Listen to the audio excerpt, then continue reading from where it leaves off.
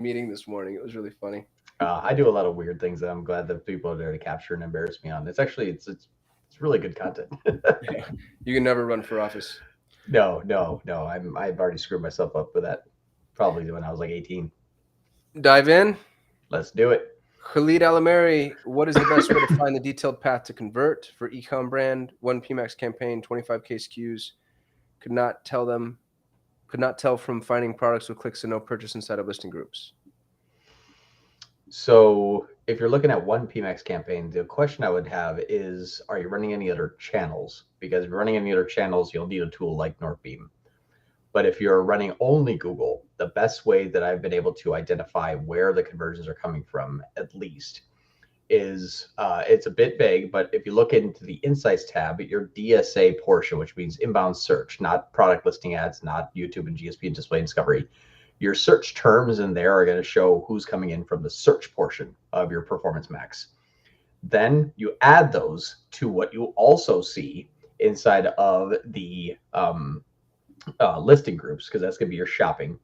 And then you add that to your overall campaign and find the variations between. So for, let's say for 100, you see 100 conversions total.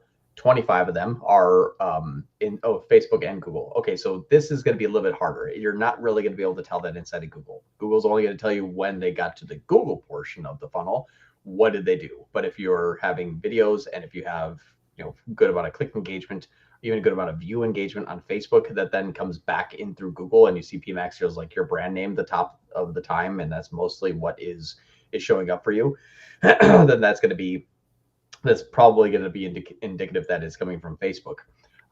If you're using first click attribution, you can actually sometimes see different search terms inside of that Insights tab, because if it's first click attribution, you see brand, the first time that it probably engage with you on search is a brand conversion. So that's probably spawned from your Facebook traffic. So it's a little bit of a custom setup.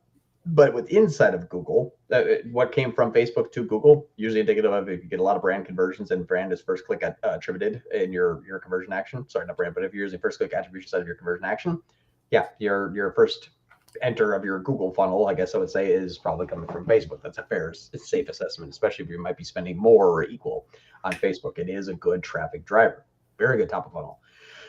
But inside of Google, listing groups added to your search categories added, then seeing what the delta between those two and your overall is going to tell you what's coming from those two channels. The leftovers coming from YouTube, GSP, Display Discover. Then, if you look at our YouTube channel, you'll see that if you're using the engaged view conversions, you'll see who actually saw an ad and then converted, or who clicked on an ad converted. But if it's remarketing a lot of your traffic from Facebook, your engaged views, or your engaged view conversions may be essentially remarketing audiences that Pmax is going after from, again, your Facebook. Northbeam is that's built to solve this problem. Joey Bidner would love to hear your thoughts on feed only PMAX campaigns. Worth launching before full size PMAX. How are you segmenting the structure on them? Still using audience signals for it. So for feed only, it's nothing. No headlines, no descriptions, no long headlines, no ad copy. There's a logo, there's a final URL. Expansions off. If you use expansion on in feed only, it becomes a remarketing, display, shopping, and DSA. If you leave expansion off, it's just going to be inbound shopping and display remarketing. However, it runs just like how smart shopping was. It is, if there's any other external traffic, it's going to go after that first. If you have, obviously your feed only campaign that's running, if you have a lot of Facebook traffic, it's going to say, okay, perfect. I don't go after cold. I just will find anybody that's been coming over Facebook and just remarket the crap out of them. If that happens, you're going to see really low CPCs. So your feed only having sub $1 clicks means it's not really going on shopping. It's remarketing your existing site traffic. That's usually what it is. It is a good thing to start. I wouldn't start it first. If you can, I would actually start it alongside of a cold traffic PMAX campaign. So a campaign that's using none of your data, and their signals you're using are very cold traffic-esque, like in-market affinities, life events, people who are interested in, and people who have searched recently some cold traffic keywords. That combined with a feed only means you're going to now have two campaigns, one feeding yourself and one remarketing yourself. That's a much better setup, because otherwise you're just kind of paying again for the same people that are already on your site, which means if you look at global, like all cash in, cash out, your MER, your media efficiency ratio, it's going to go down and your CAC is going to go up. So it's not going to be, I added 10 grand a month to Feed Only. Why didn't I get 10 grand a month more sales? My sales went up 20%, but my cost went up 80%. It's going to be less efficient. One of my Google Ads accounts is having weird behavior. If Facebook sales and traffic, if Facebook sales and traffic went down, then the entire Google Ad account goes down as well. I'm not sure what I'm doing wrong, spending $4K a day. Yeah, so that's going to be indicative of most likely a brand campaign. a lot of brand. Honestly, Yeah. Pmax running brand, Pmax if Feed Only is remarketing. If you're using your data, it's again, Google is going to become a kleptomaniac because it knows that people think that the data inside of Google must be only Google data and it couldn't have come from anywhere else. So it's going to look for high ROAS. That's what Google is designed to do. I mean, a person that's less sophisticated, like not necessarily people all here, like we're a much more sophisticated bunch, all of us here. Not associated, I mean, just everybody that's on this channel, viewers alike, we're much more sophisticated than the average user. And so the average user says, wow, 400 ROAS, what is that? And then they Google it and says, that's amazing. They're like, okay, good. Like they just think everything's hunky dory. But when your Facebook goes down and your Google goes down with it, you're remarketing your Facebook traffic. That's all that's happening, either by people Googling the brand name, your remarketing channels being too warm. It's a big problem almost everyone has, but only like 2% of the advertisers know it. So our big job, like this last 6 months, has been taking on a lot of clients and separating those out so that you can have two growth channels rather than two channels that just spend the same amount of money on the same person. Can free trial subscription products be added to Merchant Center, i.e. 30-day trial, then 60-day renewals? And then he clarifies instead of product feed. If you have a product that has a zero price, it cannot be a physical good. It has to be a digital service. And the digital service, the only way to get it approved is when it says the shipping cost. You can't type in zero, you have to leave it blank. These are some good guidelines, but there's a lot of more little small stupid nuances that come about this that sometimes is worth working with the GMC support, because they will say, yes, this is okay, no, this is not, rather than just try to forcefully review and then ultimately get suspended. But some things is, yes, you can, you just have to use, you have to actually have a physical price. Because Google is not going to be able to try to run through a automated sequence of adding to cart and then not being able to purchase it. So it's very tricky, but it can be done. Dave Fogel. John, if you have done anything in Merchant Center for Canada for shipping, do stars work for multiple postal codes, i.e. LP3 star for all postal codes? The only time we've actually done a lot of shipping from another country to Canada, we actually used a third-party vendor. I don't remember their name, but it's, I'll see if I can find it. But there was a company that actually reduced the, I forget what they called it. It's a fee, some sort of fee that gets tacked on when it goes across the border, and it's substantial. It's like increases your shipping cost by like $30. And it's a lot of like sub $100 companies just didn't ship to Canada because people add to cart, and when they go to check out, it's like, oh, this is twice as expensive as what I thought it was, and the conversion rate's horrible. So there was another tool that actually overrode all of GMC's shipping information essentially, and was able to bring down that cost by them absorbing those fees. But then the sales volume made it possible because our CPAs are like under $20. So it's a much bigger issue than what we're able to solve for, because it says, do we want to go to Canada? No, absolutely not. Like, okay, we just never did it because the conversion rate was horrible from primarily where our clients are is US based to Canada. It just never worked. I love my name change now. I just found out that I could do that. That's amazing. So this one that we did, this tool that we used, actually they overrode all those. So I don't know what they did exactly, but the only time that we actually ever ran a successful Canada campaign was because of that. So I have very little experience, just because our clients can't ship to Canada. People just don't buy. It wasn't worth it. I'm like, if we have an extra $20, put it to US. Don't go to Canada. So I'll see if I can find that company, though. I'll give them a shout out next time. Having some issues with shipping, need to keep it to one province only. The other idea was to shipping a flat rate of $5,000 out of province to make Googlebot happy. A lot of times that's okay.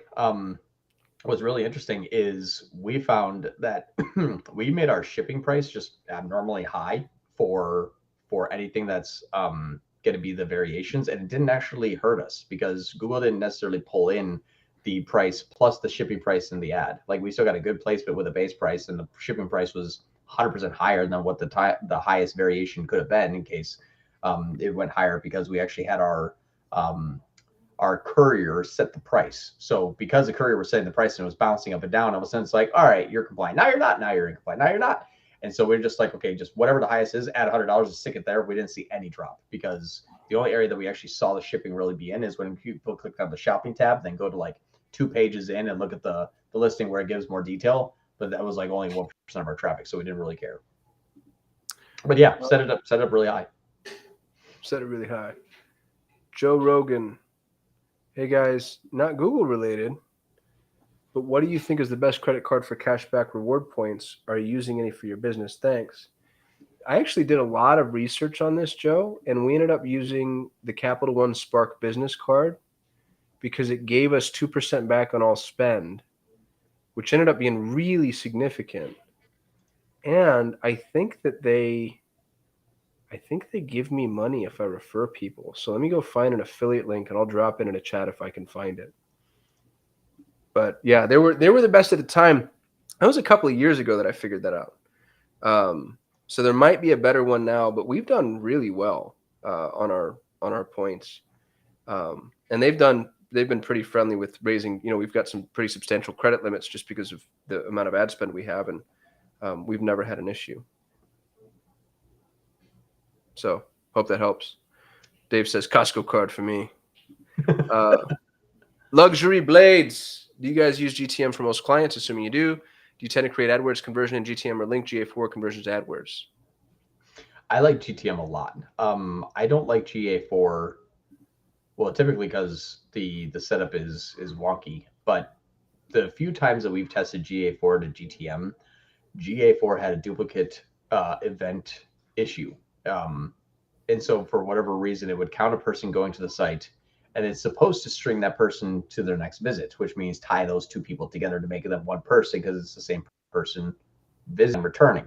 What ended up happening was GA4 was using more of like a GTM type of view through, or not view, but click conversion window. So you have John Moran visit the site once, and then John Moran comes and visits the site again and buys. And it's like, well, these two people bought. It's like, no, that's the same person. You just didn't string them together. So I like GTM because it doesn't really have that issue, or at least as far as I can tell, it seems to be pretty on point within like 10% margin of error to the actual bank account, which is like, let's just say the back end of Shopify. GA4 is something that we're all going to have to contend with, but for Google Ads specifically, we always use GTM. Also, I found the link. So I just dropped, this is horrible. I just dropped our referral link for Capital One. If you're going to apply, if you want to, might as well, right? Yeah. If you apply for a card through us, we get 20,000 extra miles, and then I think you guys get 20,000 extra miles or something. There's like a pair pursue refer a friend thing here. Nice. Yeah. If you do that, I will do the Macarena on the live. I would do that anyway. That just sounds like fun. Creating conversions with GA4 and importing. Oh, we already did that. Yep.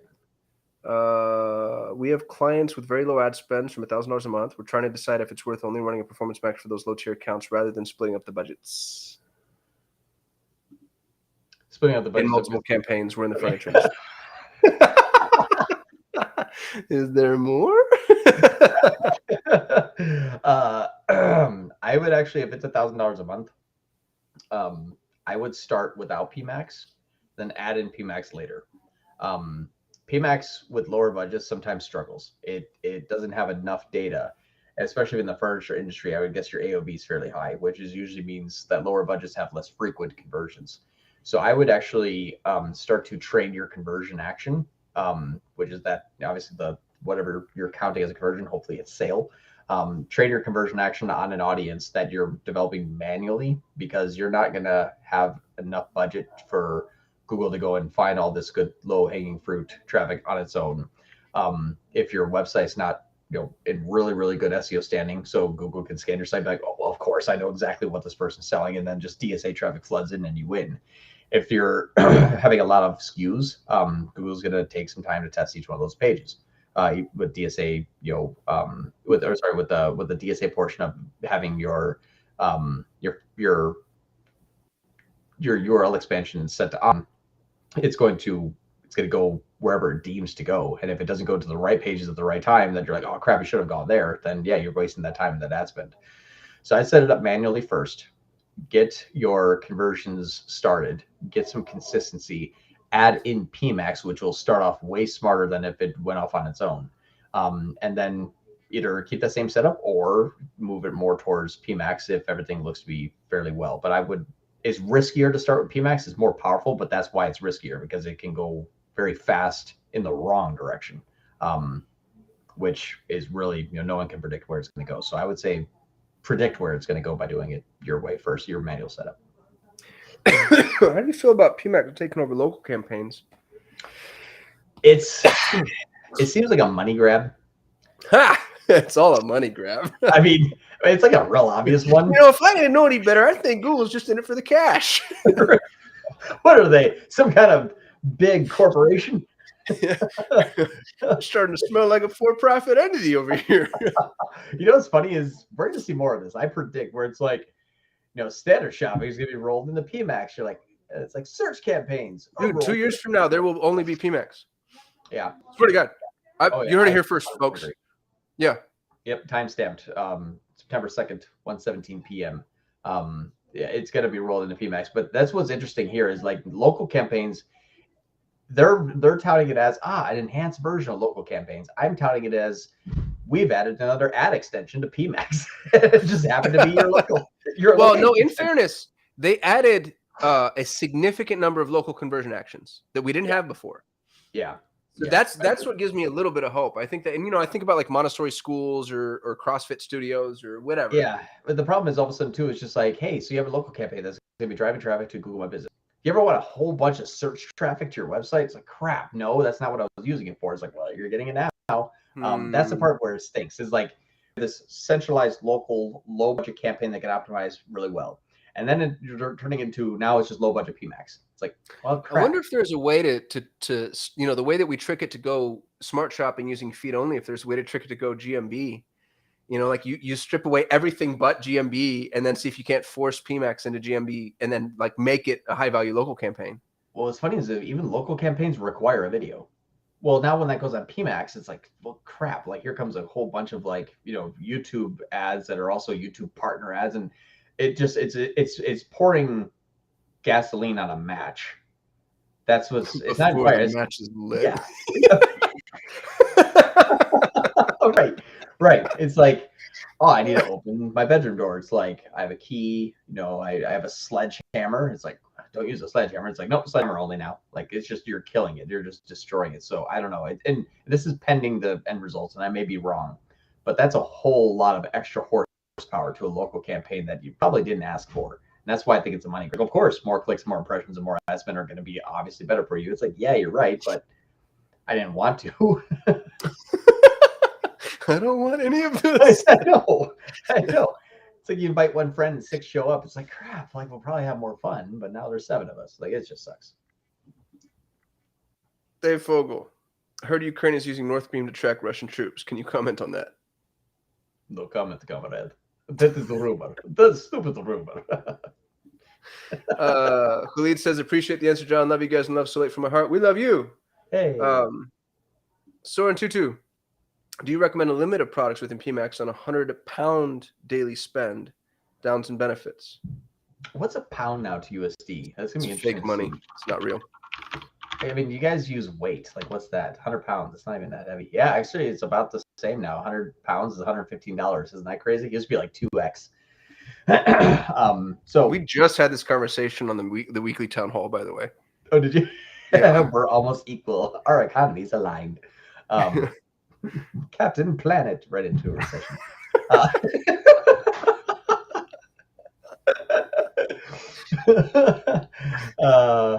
Dave, it's actually 1.15 now. Crazy, right? Yeah. It's either our dollar's getting stronger or pound is getting weaker. No, that's not what it is, John. I know. Yeah. It's wishful thinking. Money print go brrr. Yeah. They're talking about Ukraine. There's some good money going there. Northbeam's not in it though. All right. So do you recommend limited? Yes. So here's the thing. What I would do is there's a way to prepare for this. There's an analytical procedure you can go through depending upon your situation. So if you currently have traffic and you currently have sales, my opinion would be go into your analytics, go into your e-commerce setting, and go into your product performance and find the last 90 days of your highest AOV product, and 2, your highest LTV product, and what is going to be what product has this amount of activity. The reason why this is important is because if you put on, let's say, 1,000 SKUs and Pareto 80-20 rule is still happening in your daily e-commerce life, which is 20% of your products making 80% of your sales, start with those 20%. Google is going to learn this off of the traffic you're already getting. And it's going to take the traffic that's already coming to your site and buying things to go try to find more. Well, you can separate those out, or you can start with one or the other. So because Google is going to learn when this goes live, but with your own site traffic, if you can say, okay, but only market these 20% of my products to make 80% of my sales, you can get that wrapped up quickly and then add in a different PMax campaign with the other 80% and see what the cream rises to the top. When the cream rises to the top, which means, hey, this product is doing really well, throw it in the other campaign with a higher ad spend. So you're basically having your best performers and your everything else. And when products and your everything else turn into a best performer, shift it over. It will share the history of that SKU very, very well. It's not like smart shopping. It will sell one campaign and pick itself right back up in the other campaign fairly quickly. I've done about 50 times. Marketing Marcel. Does excluding the display network for a Pmax campaign via the Google Ads Editor only exclude text ads via the display network, or all output through the display network? I've never tried that, actually. I'm against it. Again, and here's my opinion, and you let me know what your thought is. Pmax, the glory of it is all those channels. We find a lot of new customer growth, first click coming from display from Pmax, to the point where now we're running a lot more YouTube and discovery and display on its own because of what we found that you couldn't see inside of Pmax. Using Northbeam, again, I don't mean to sound like a Northbeam tool, but a lot of my learnings of how Google and omnichannel works is what we have been developing inside of Northbeam. So I'm using my own experience to say this. But a lot of times what we'll see is campaigns that, even on Google, when you're running a display campaign, it shows horrible ROAS and a lot of inefficiency, is top of funnel most of the time. And that top of funnel it does work well, even though you can't measure it very well. In Northbeam, we can measure it. We saw amazing performance. Then what we found is that inside of Pmax, the display network is more remarketing slightly than cold traffic, about a 60-40 split. So because display inside of Pmax is 60% remarketing, if you're generating your own cold traffic, what you're doing is saying, don't remarket them though. So now my learning of my time lag is incorrect because I've taken a chunk out of it that it needed, and I'm going to measure its performance. In my opinion, if we were going to be hacking off those channels, build those channels out individually, then overlay Pmax and compare the two. That's my opinion. But I've never just shut off Pmax display, because then you have a YouTube and search. Those are so far different networks, in my opinion, that it should be in the same account, or should be in the campaign, without that just tying everything together. Max Vanders. I had a debate this week about excluding brand terms from Pmax. Always fun to discuss this. I'd say there's no definitive answer for everyone on this matter. Any opinion? You're 100% right. I love when they're like, should I exclude brands? Like, well, it depends on these 17 factors. And every single time I've talked to a different company, it's always different. I've had some campaigns where 80% of the traffic inside of Pmax is brand, but we've hit milestones we couldn't hit in 2 years. Who am I to say, like, no, like, exclude the brand, let's go below our goal now. There's reasons why people are Googling your brand name. Here's a good rule of thumb. If you can't tell me where that person originally came from, you can't exclude it, period. The only Hold on, reason, say it again. If you can't tell me where that person originally came from, you cannot exclude brand. Yeah. So if you don't have the line of sight from an attribution perspective to understand, even though they converted on brand, they came from here, no excluding brand. you can't. Because You're right. we Because also then you don't know if you're going to lose it. You don't know if you're going to get them otherwise. right. Well, or how much money did you spend bringing them to the final 99-yard line out of 100 before you said, Right. no, now I'm going to hide? So a better version is to run a feed only campaign, which is usually heavy brand, and then do a cold traffic signals only and make 80 of them instead of another Pmax campaign, so that one campaign is heavy brand, the other campaign is heavy cold traffic, and now you have your own little mini funnel, and then you can have a high CPA or high TROAS goal on your feed only campaign, but your cold traffic campaign is free to do with it what it pleases. So don't try to take your one campaign and chunk it out. Separate them and make one more attractive to Google.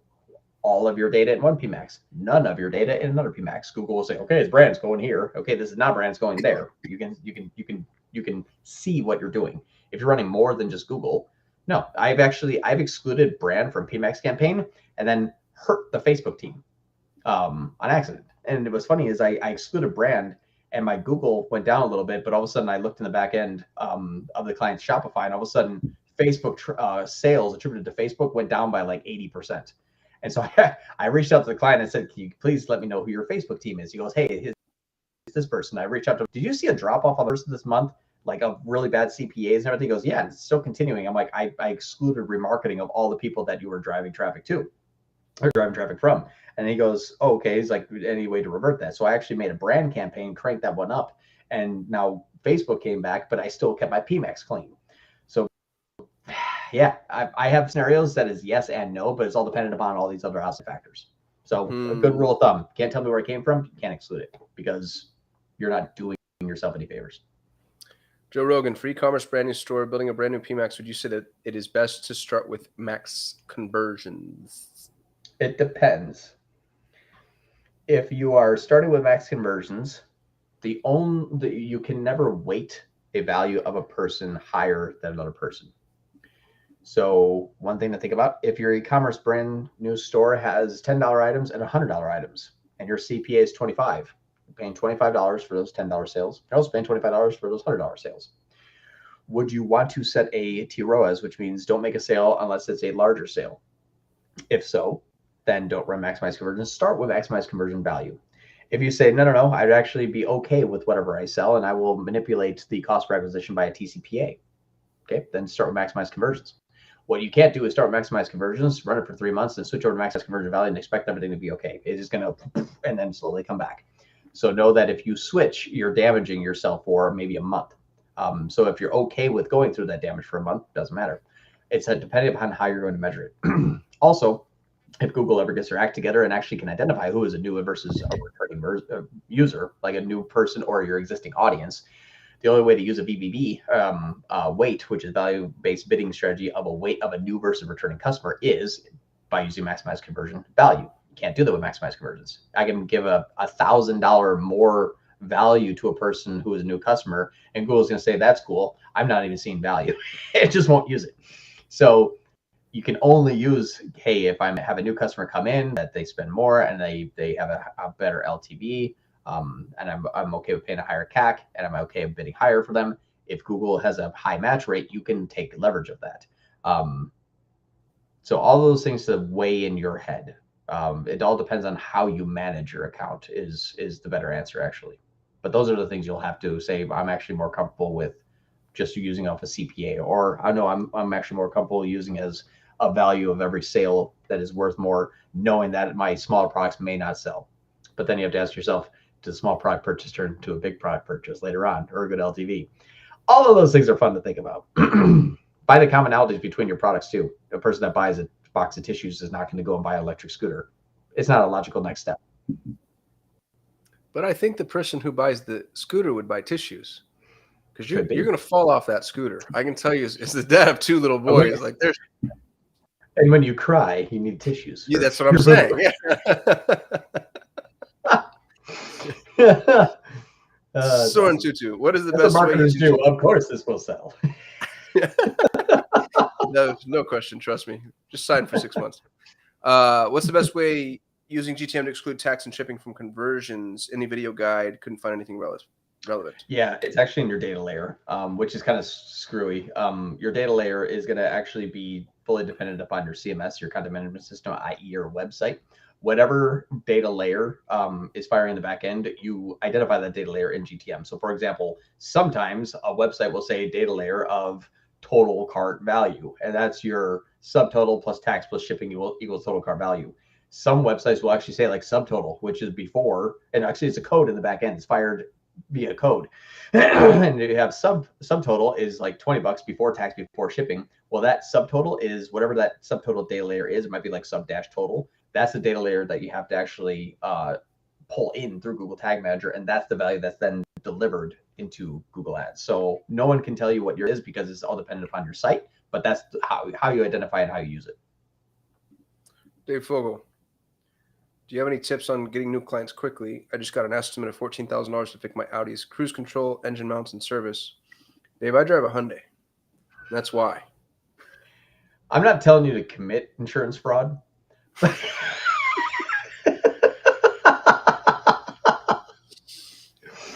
But if there was, a slight leaky accident gas line, and that box of tissues that the other dude's selling from the site just happened to be on fire under the hood at the same time, that seems like that expense just turned into a payday, my friend.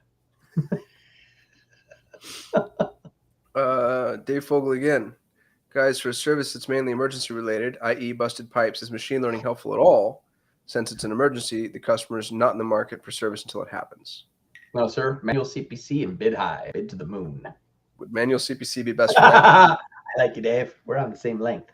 You and I. We've been like this. Joe Rogan, thank you for helping with my previous question. We'll definitely check Capital One as well. Nice, Joe Rogan. Thank you. Use that affiliate link. Macarena. Yeah. Macarena. Should I create a separate campaign for my Pmax Feed Only, or should I add a Feed Only as an asset group instead of my current Pmax? No, sir. Feed Only inside of your asset group instead of your current Pmax was just going to say, well, that wouldn't work. Spend all the money there. All the money. Soren Tutu, thank you so much. But how do you deal with seasonal products? I don't know what that means. I think it was related to a previous question that Soren asked, which was, what is the best way to use GTM to exclude tax and shipping from conversions? No. Soren, tell us what you mean. Add more context and we'll come back to you. Yep. Marketing Marcel. Agreed with the value of display generally. It could be interesting to try out for local campaigns, but there's still the problem with search output. I think Marketing Marcel was the one who didn't want to, or was asking about excluding display network for Pmax. Here's the difference with Pmax. Pmax isn't going to look at a channel and use that channel to find a placement, which is how I believe you may be thinking about this. Performance Max is going to look for a person wherever they are. So if your cold traffic signal means not your data, in which Google says is the best practice, but if you said, I want to have the signal of people who have searched this term recently, which means the last 14 to 21 days, and they're in market, and Google says, I know exactly who that is, and they're on this website right here, and you say, yeah, but that's display. Don't attract them with my ad. You're stopping what the engine was designed to do. So if we're saying there's a problem with search output, I'm not sure what this means. It would be interesting to try for local campaigns. Yeah. However, if your display campaigns never produce anything good, and you say, hey, no one's ever seen it, or I've ever clicked on it, that has entered into my funnel, that has ever converted, then Pmax is wrong for sure. Don't even use Pmax, because it's going to say, okay, well, I'm going to skip display. I'm going to go on YouTube, and then I'm going to do GSP, and I'm going to do discovery. And what you're left is with shopping and search, and now don't run Pmax. So that's my opinion is the why you run Pmax. You might hear my dog bark in the background. But for the reason why you run Pmax is to take advantage of its ability to target the person you're trying to find, not by is that channel any good. If the channel's not good, you're not able to find that person on that channel, which now we have a different set of problems. Eyeless. Hey, 2-month-old site. Just started DSA. SEO-wise, many of the products are already in the top 20. But after 5 days, DSA not spending and not seeing products. How long should we wait? After DSA, 2 questions. Is your dynamic ad targets only set up to those products? And second is the bidding strategy maximize conversions? Two questions, and that I would that'd be what I would like to find out first, because DA does take time, but it's also if it's not seeing products, are we only targeting them? Are you just getting a whole bunch of blog traffic because there's a lot more search terms for that? I don't know exactly what it says not seeing products. What do you mean by that too? I want to make sure I understand the question. Sin Mobley. Y'all, Sin is one of the brightest attorneys I've ever known. She's brilliant. She was part of our DM Elite cohort. And here's what it says. It makes sense. No insurance fraud. Keep vehicles in a separate LLC, though, so you can put them into bankruptcy separately. I'll tell you a tip that Sin did give me that was it blew me away. It changed my life. Here's what Sin said. This is genius. Go get all of your agreements reviewed by an attorney. Cost you whatever. I think it cost us $1,500 to do this. If the agreement is ever breached, or how do I say it, Sin? If something ever goes wrong with the agreement, you can actually sue that attorney's malpractice insurance. So for $1,500, you just created a in perpetuity insurance policy for yourself in case anything ever goes wrong with that agreement. It's absolutely genius. Wow, that's amazing. Yeah. And I love the idea of suing attorneys. I'm not a litigious person. Like, I normally just let everything go, but with a lawyer, I'd be like, yeah, I got you. Conversion-wise, we get a few sales at pretty reasonable price. T-ROAS 100% setup seems to be okay. T-ROAS is the issue. Eilish just said max conversion value. Dynamic ad target products and category pages segmented into 2 campaigns. Well, just yay or nay. Are you using T-ROAS? If you're using T-ROAS on a 2-month-old site, it's not going to run. Sounds like they are. And if it's max conversion value, do max conversions, because you're using a search campaign, which is one of the most expensive networks CPC wise, to say no, don't get a click unless you get 3x or 1x or 2x this product. That says, well, I've never gotten a search before. I don't even know what the cost per click is going to be, regardless, even where to find it from a user. Maximize conversions is like, all right, cool. So CPC doesn't even matter. I'm just going to spend wherever I can to find those sales and then adjust after the results come in. Luxury Blades. I've been having this super annoying issue with the Merchant Center. They gave me an account violation for missing delivery method. It's an online e-commerce furniture store that has delivery. They're trying to deliver to California when the store's in New York. How do I get my account unbanned? I've requested review 2 times and spoke to support multiple times. What's the question? You have a shipping what issue? Account violation for missing delivery method. My opinion, it's might be a little more expensive fix. I don't know how much it is. Look at Ship Hero, SHIPHERO. This company. Ship Hero? I know Ship Hero. It's Ship Hero. I'll drop the chat. Oh wait, no, I can't. Private chat. Slack it to me and I'll chat it. Yeah, all right, I'll Slack this here. So there you go. This company takes care of everything. Takes care of couriers, costs, fluctuations in deliverability. They actually take care of delivery times as well. So what's nice is it'll actually even give you the badge, but it is. I don't even have an affiliate code for Ship Hero. I know a ton of clients that use it, and we never had a problem. But it's always been something that fixes. Dude, we even gotta like up our affiliate game. We make so many recommendations. We don't get paid for I any know. of them. I know. I'm just out here giving away good content and we could get paid for it. But I guess that's why it shows that we're good guys. That's why people love us. People. Yeah, but Ship Hero, it works. I mean, what's nice is it actually takes over and will set everything for you in GMC. Once you're approved, then you buy your time to figure out if you want to wean yourself off of it, but you may not need to. Max Vanders. Any ideas to optimize for local traffic now, even thinking outside of Google Ads? Well, it depends on what channel, but if you're looking to optimize on search, for example, but if you're even thinking outside of Google Ads, my brain doesn't do that. I'm like, get in a car, drive through traffic. No, I was kidding. So for optimize for local traffic now, my opinion is search campaigns with very specific intent keywords on phrase match. Near me, top, local, best, and then make your radius smaller. It's one of the best ways. It's still one of the best ways. Better than display, better discovery, GSP, YouTube, shopping, inbound search traffic with those qualifying keywords. I think would potentially even be better than a search camp or local campaign if we're talking about developing the type of traffic you want. Back to the basics. Yeah. Yep. No nasties. Our Pmax is broke, or make me broke. But what will be an advice for setting up new Pmax campaigns and make the most out of it for Black Friday, Cyber Monday?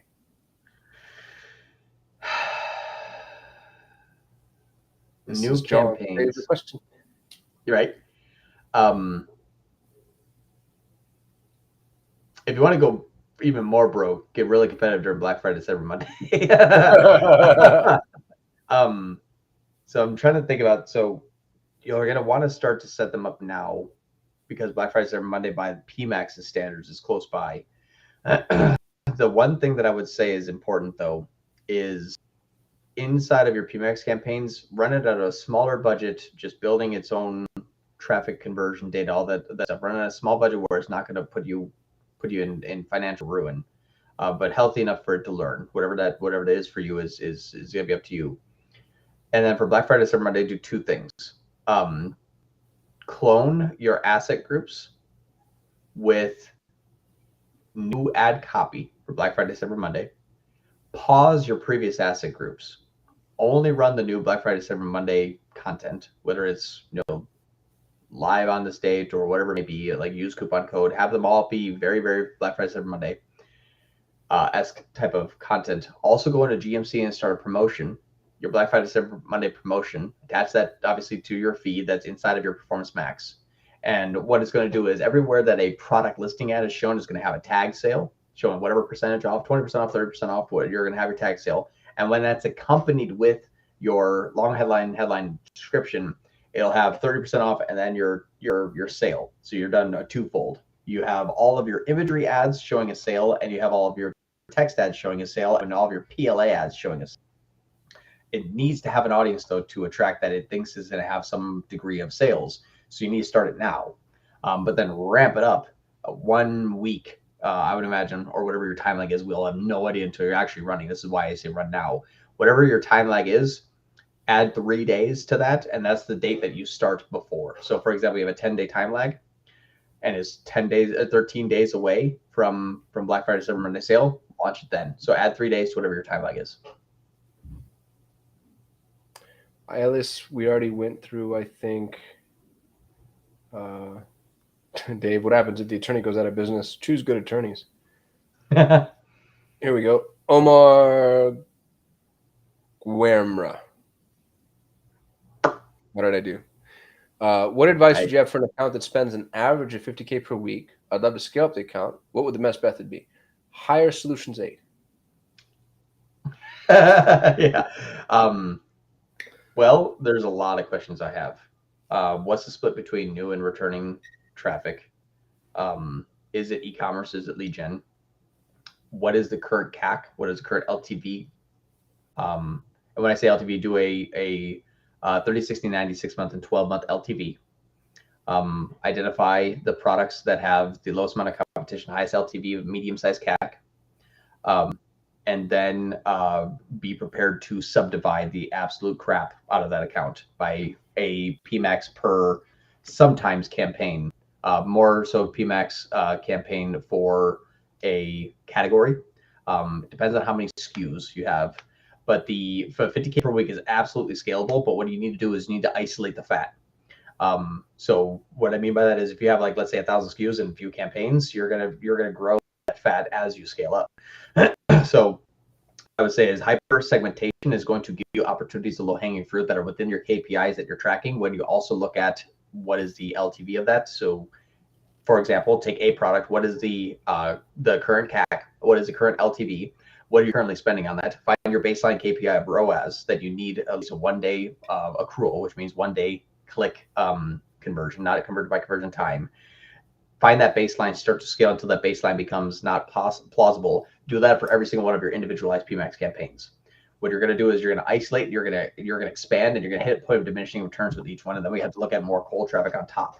A lot of things that we could do, but it's those are some things. So those are the areas to start. Sin Mobley. If the contract is the problem, go after the malpractice. They'll settle on something just to make you go away. Thanks, Sin. Guided PPC. This is Santos. Hey! The man, the myth, the legend. Yeah! Santos. We can't answer his questions. He works for the enemy now. Santos, turn off your computer. That's my optimization. For a store selling supplements, some ads are flagged for health and personalized advertising. Wondering if setting up dynamic remarketing and letting Pmax remarket is a safe bet.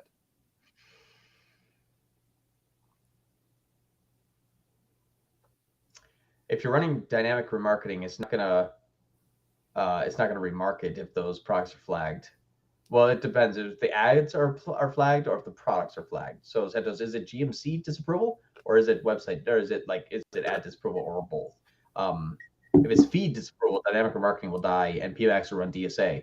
So my best course of action for that would be run Pmax at full build, and then it's going to find the areas that it will ignore those health and personalized advertising and still run anyway. Pmax is bypassing a lot of those health related issues. That would be my first initial. It depends on if the product feed or the ad and what campaign is the ad in.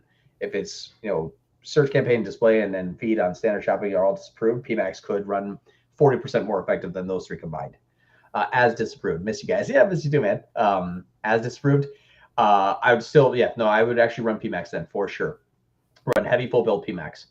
Know your data. Then run a feed only. That's going to be remarketed because those ads are disapproved, but the products are fine. So yeah, I'd start with heavy Pmax and then start to look at individual issues. Why is that issue? Inside of Pmax, you might say that every single one of your headlines, blog headlines, and descriptions and imagery and are all disapproved, but if your products are not, those actually still run. I have a lot of use cases that shows that works. No nasties. Google last week advice was setting up 3 Pmax and also a lot of asset groups. They talked with you guys.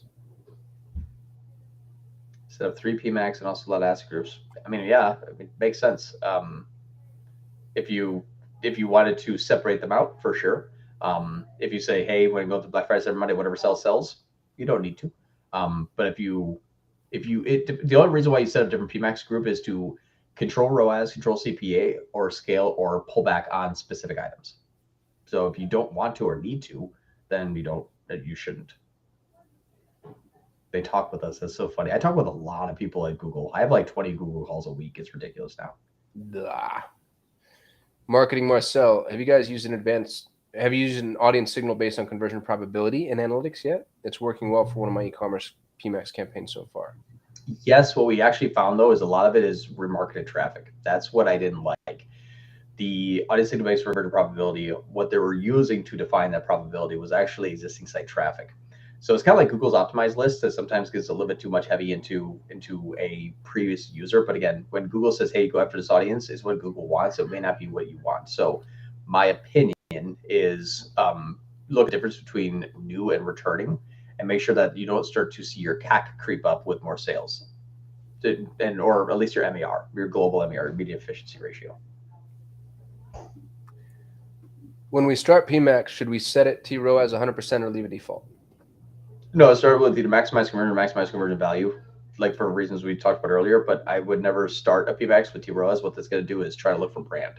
Because it says, okay, this person searched a cold traffic keyword, they clicked, they didn't buy. But the person that Googled a brand name, they did, and it was above goal. So scale. Yeah. What about new Pmax campaigns with a minimum good rank and saying that it has low impressions due to poor ad rank, even though it states it has a good rank? I've adjusted all headlines and descriptions. That's funny. Minimum with a minimum good rank. Yeah, I don't know. When you say with the minimum of good rank, but it's saying it has low impressions due to a poor ad rank. How do you know it's a good rank, but it has a poor ad rank? I'm not sure.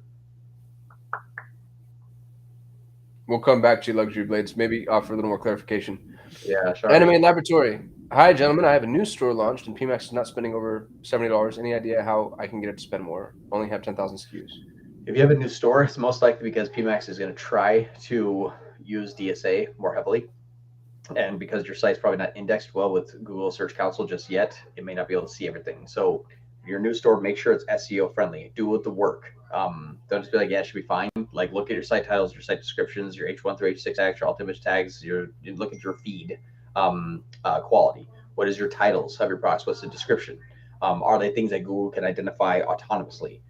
If you name a pen inspiration, you're not going to sell that pen. People don't look for pens by saying inspiration.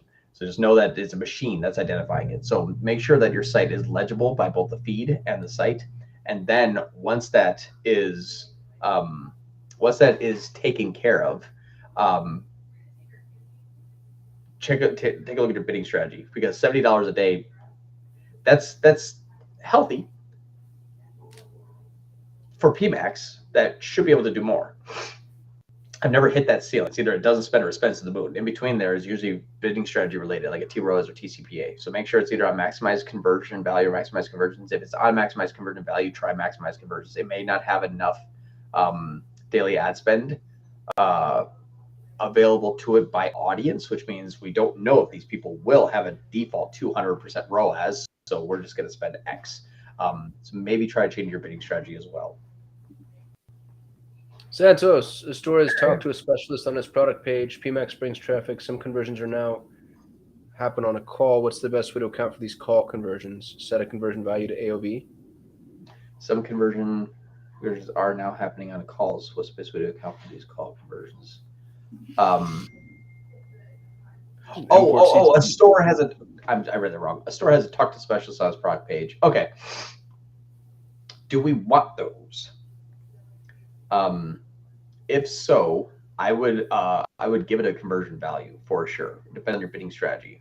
If it's using maximize conversion value, give them a value, because maximize conversion value is going to take the default conversion action, which is $1. If you want more of those, you can't give it $1. You got to give it some higher value. Otherwise, Google's going to say, like, I made a $30 sale and I got 10 calls. What are those 10 calls worth? $10. But I made a $30 sale, and it's just not going to go to those calls anymore. So give it a conversion value that's realistic. Maybe take all calls and divide it by the sales and the value of those sales, and then there's your AOV. So I would absolutely add a conversion value to it. And if you want more calls, hyperinflate it. So, hey, each call seems to be making around $37, put it to 100. You can always back it down later, but it's going to be hard to scale up slowly. Omar, it's not e-commerce, mainly focused on creating auto entrepreneur status, average CPA of 70, 80 euros, and customer lifetime value 300. We basically not capped on spend as long as it's profitable. What was the previous question? I'm sorry, we answered so many of these rapid fire. I think this is actually not clarification. He's got the 50K a week. Here we go. Here's a follow-up. Whenever we try creating a Pmax campaign, we're literally unable to put the campaign in good or excellent, and the CPAs are everything but stable. That is why we're looking out of Pmax. Well, and it's not eCom, so that's probably what's going on here. Is you got a bunch of BS spam traffic. Unable to put the campaign in good or excellent. Are we talking about in the asset groups, the original question is, what advice would you have for an account that spends an average of 50K per week and you want to scale up the account?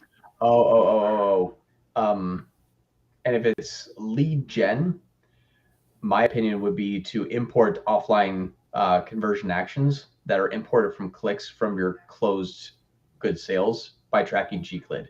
The best way to scale for sure. Right now, it seems like it might be scaling some fat.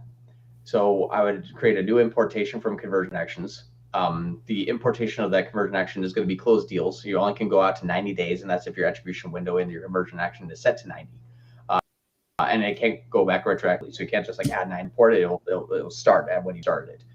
So go back 90, set your conversion attribution window 90 days. Take from where the leads converted to close, you're going to have a CRM tool to do that. Import those Gclids back, identify where those Gclids came in from, and that's going to tell you what is actually working in your entire account.